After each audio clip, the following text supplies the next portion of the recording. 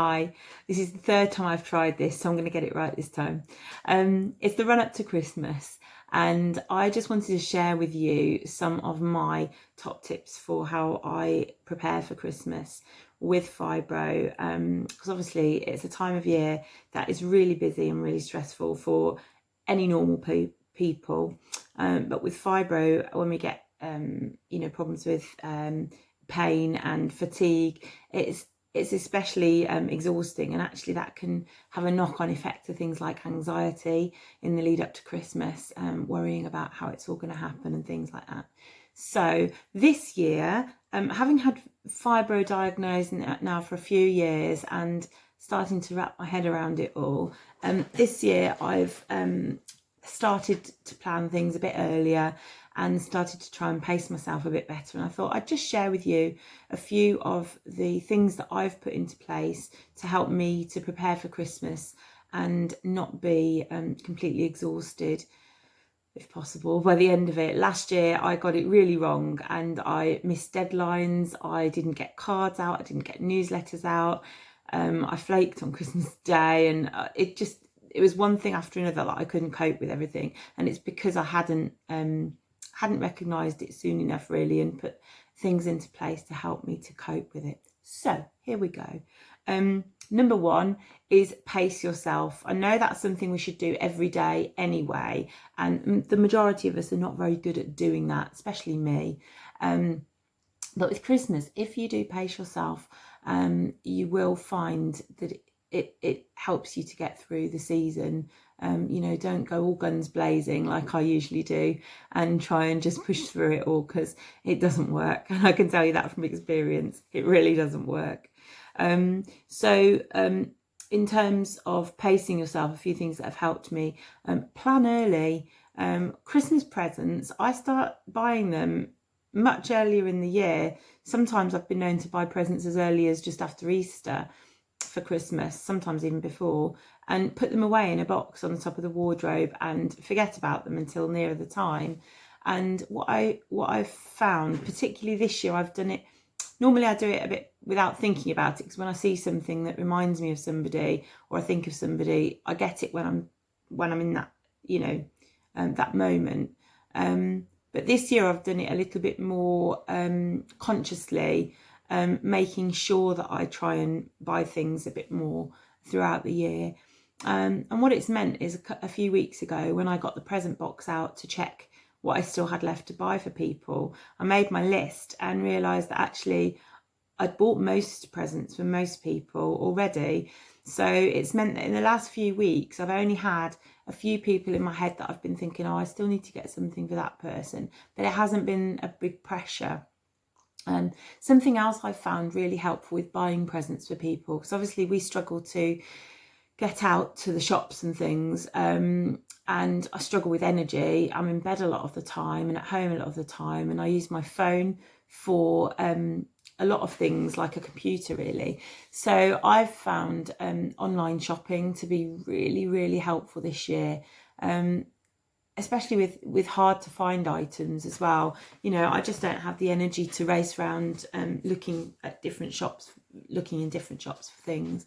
But I found online shopping really, really helpful this year. Not that I've bought everything online, obviously, but for specific things, really, really useful. When it comes to doing Christmas cards, there's a few things that I've really struggled over the last few years with, things like writing. My grip on my hands is getting really bad, and I'm really struggling to write. So over the last couple of years, I've been doing things like more printing. So I've set up my printer and things like my newsletter. Instead of writing by hand to people and things, I write a Christmas newsletter and I print it out. And I also do, so there you go. So I'm literally doing my Christmas cards, some of my Christmas cards at the moment. So that's our newsletter printed out. And another thing I do, and I won't show you this too closely because of data protection and all that, but that is a sheet, one of my 4 sheets I print out everybody's names and addresses that I want to send Christmas cards to. I print the names and addresses out so that it just saves my hand that extra bit of I don't know, strength for actually signing the cards on the inside, and it means that I don't have to write out every single name and address by hand, because I just can't manage it. So printing things for Christmas cards is a massive help for me. And also with Christmas cards and newsletters and things, starting early I've found is really helpful. This year I started my Christmas card. I know it sounds ridiculous, but I started my my newsletter in the October half term, and I felt a bit stupid because it felt so early. But what it meant was that by the time I got to the end of November, it was completely written and they were all printed out, ready to go. And it was just one thing that off my mind. I knew it was done because I felt so bad not keeping in touch with people with my newsletter last year. I was determined to do it this year. So starting early with the newsletter, and pacing yourself with the Christmas cards. Don't try and sit down and write them all in 1 or 2 evenings, because it's just too much. So I'm trying to write, a few at a time. I actually paced myself so much this year. I did actually manage to make some Christmas cards, but I used to do a lot of card making. And this year, although I had a lot of things for making every card from scratch, I didn't have the energy or the strength to do it. So what I did was I combined my love of doing stuff on the computer with my love of making stuff by hand. And I put a picture of us from last Christmas into a Christmas frame that I'd found on the computer. And I printed those out and cut them. And then I just got a die cut. And I've cut these with a die machine. So actually the stuff I've done by hand on it has been a lot less, and it's meant that I've been able to hand make Christmas cards, but with a lot less energy and physical strength required. That's the wrong list. Where did I get to? Oh, well, decorating the house for Christmas. As you can probably see if I move this, we've got our lights up in here. My husband did that. But this year, instead of trying to fit in decorations around our calendar, I blocked out a whole weekend on our calendar for decorating for Christmas, and it made such a difference because the pressure was off. We didn't feel like we were rushed. We didn't feel pressured to do it, and we were able to do things a lot more slowly and gently than we've done before. I was really fortunate in that my husband actually did a lot of the hard work, because I can't manage to do it. But so he put up the tree with my son, and and he's put up the lights and a lot of sorry, I've got a really itchy nose today. I don't know why.